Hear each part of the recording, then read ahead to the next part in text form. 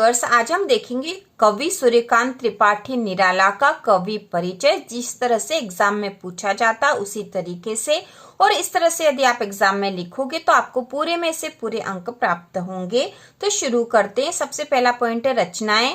रचनाएं में कोई सी भी 3 रचनाएं आपको याद कर लेनी है। तो इनकी रचनाएं हैं अनामिका, परिमल, गीतिका, कुकुरमुत्ता और नए पत्ते। इनमें से कोई सी भी 3 आप याद कर सकते हो, जैसे अनामिका, परिमल और गीतिका। इसके बाद अगला पॉइंट है भाव पक्ष। निराला विस्तृत सरोकार के कवि हैं।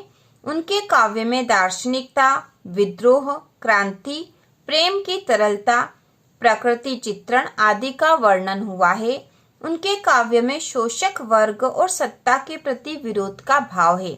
तो सूर्यकांत त्रिपाठी निराला जो है छायावादी भी है और प्रगतिवादी कवि भी हैं, इसलिए इनके काव्य में एक तरफ तो प्रकृति चित्रण भी मिलता है और प्रेम की तरलता भी है, तो दूसरी तरफ इनके काव्य में शोषक वर्ग और सत्ता के प्रति विरोध का भाव भी हमें दिखाई देता है। इसके बाद अगला पॉइंट है कला पक्ष। इसमें हम लिखेंगे निराला जी की भाषा सहज सरल है, जिसमें संस्कृत के तत्सम शब्दों का प्रयोग हुआ है। वे मुक्त छंद का प्रयोग करने वाले छायावादी कवि हैं। उनके काव्य में उपमा, रूपक, उत्प्रेक्षा, मानवीकरण आदि अलंकारों का सुंदर प्रयोग हुआ है।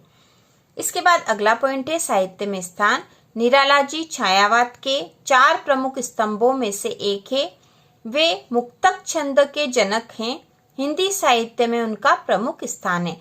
तो इस प्रकार से हमने निराला का जीवन परिचय या कवि परिचय पढ़ लिया है। कभी कभी एग्जाम में ऐसा आ जाता है, जो पॉइंट आते हैं वो होती रचनाएं और काव्यगत विशेषताएं पूछी जाती है। तो काव्यगत विशेषताओं में आपको भाव पक्ष और कला पक्ष लिख देना है, तो आपका आंसर पूरी तरह से राइट होगा। एक बार फिर से देख लेंगे। रचनाएं अनामिका, परिमल, गीतिका, कुकुरमुत्ता और नए पत्ते।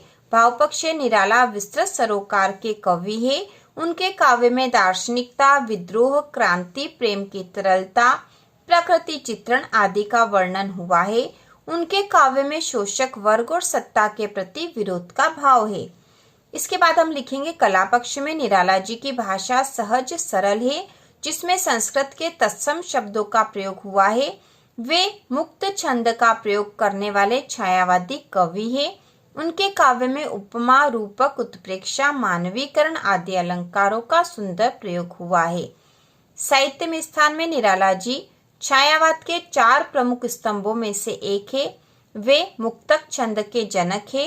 हिंदी साहित्य में उनका प्रमुख स्थान है। तो इसी प्रकार के और वीडियो देखने के लिए चैनल को सब्सक्राइब कीजिए।